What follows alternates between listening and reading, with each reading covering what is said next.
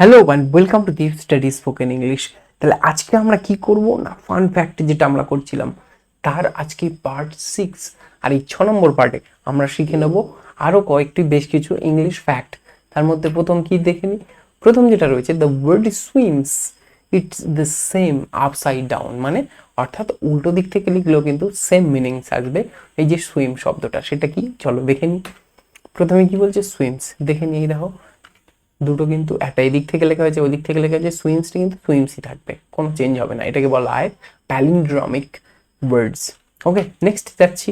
কি বলছে, the verb run has over 600 meanings in Oxford English dictionary, অর্থাৎ 600-র উপরেও মানে আছে কিন্তু রান শব্দটা। রান মানে শুধু দৌড়ানো নয়। ওকে, নেক্সট বলছে, the word knight is derived from old English word ক্লিনড ক্লিট, অর্থাৎ চিন্ট বা কিন্ট যেটা বলি, CNIHT, চিন্ট। এই ওয়ার্ডটার মানে হচ্ছে নিট, অ্যাকচুয়ালি উচ্চারণটা আসছে, ঠিক আছে। এই উচ্চারণটা আমারও একটু প্রবলেমেটিক আছে।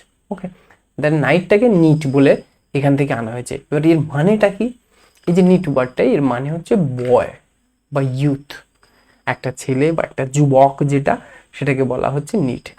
তার জন্যই নাইট মানে হচ্ছে যে যোদ্ধাটা বলা হয়। ওকে, থ্যাংকস ফর ওয়াচিং। আজকে এই পর্যন্তই থাক। আর এই চ্যানেলটাকে ডিপ স্টাডি স্পোকেন ইংলিশ মনে করে সাবস্ক্রাইবটা করে নাও এবং এই ভিডিওটা সবার সাথে শেয়ার করো। এর যত ভিডিও তোমরা রেগুলারলি পাচ্ছ সবার সঙ্গে শেয়ার করে দাও ভিডিওটা, এবং খুব তাড়াতাড়ি সাবস্ক্রাইবার আরও গ্রো করে দাও। ভিডিওটা নিচে কমেন্ট করে দাও, এতে করে ভিডিওটার রিচ আরও বেড়ে যাবে। ভিডিওটা সবার সাথে শেয়ার করে দাও এবং লাইক করে তারপর ভিডিওটা অফ করো। বাই।